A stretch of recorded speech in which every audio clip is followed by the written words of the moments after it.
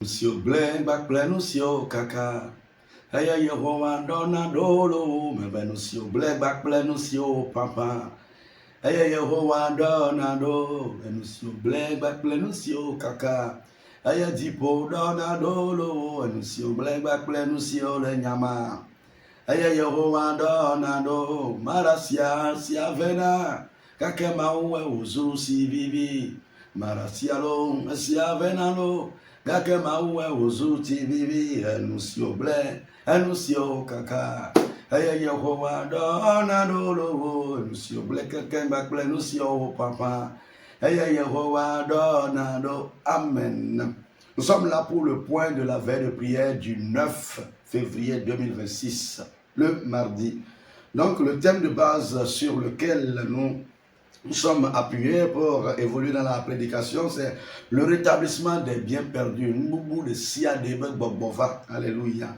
Donc dans ta vie, il faut comprendre bien avant même la lecture que tout ce que tu as perdu, tu l'as reçu par la foi au nom puissant de Jésus-Christ de Nazareth.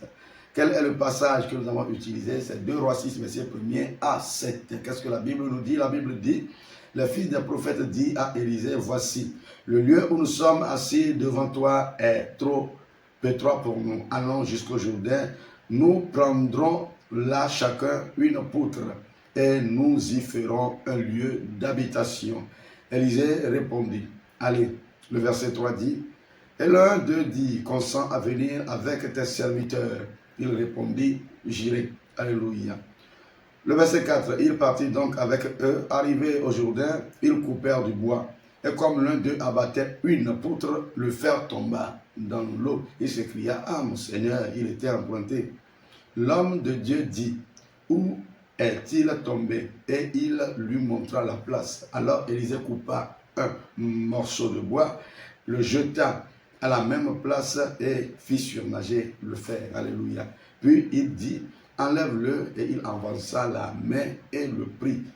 Praise the Lord. Alléluia. Donc nous avons d'abord parlé du contexte. Il s'agit des serviteurs du prophète Élisée qui voulaient ou bien qui avaient pour vision de construire une autre habitation plus libre, plus large, afin de ne plus connaître ce qu'ils étaient en train de subir dans l'endroit où ils étaient, parce que l'endroit était serré, était restreint, était un peu étroit. Donc ils avaient pour vision d'élargir leur lieu d'habitation. Donc premièrement, ils ont invité leur maître à les accompagner, mais il a dit non.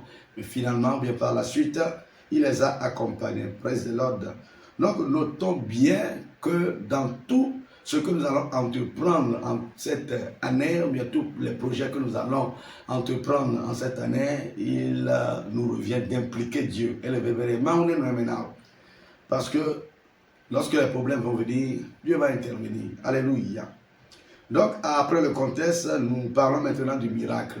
Arrivé sur le lieu de travail, en coupant les poutres, en coupant les bois, vous allez voir que la tête de la hache, ou bien le fer, s'est détaché du bois et est tombé, pas au sol, est tombé dans l'eau. Donc, c'est enfoncé dans l'eau et allé jusqu'au fin fond de l'eau. Donc, pour le serviteur, vous allez voir que la manière dont la Bible est en train de dire, il s'écria. Donc, pour lui, c'est fini. Pour lui, c'est « je suis foutu ». Laisse-moi te dire que ce thème s'accomplit dans ta vie, au nom puissant de Jésus. Le thème dit quoi? Le rétablissement des biens perdus. Pour que cela se produise, il faut la main de Dieu, il faut la main de l'Éternel, la main de cette personne que tu avais impliquée dès le départ, Dieu. Donc, c'est pour cela qu'il disait qu'il faut impliquer Dieu. Donc, le maître a demandé à savoir la place, l'endroit où le fer est tombé, et par un morceau de bois, et avec l'onction qu'il portait, il a fait surnager le fer. Alléluia. Qu'un miracle de rétablissement se produise dans ta vie, au nom puissant de Jésus-Christ de Nazareth. Alléluia.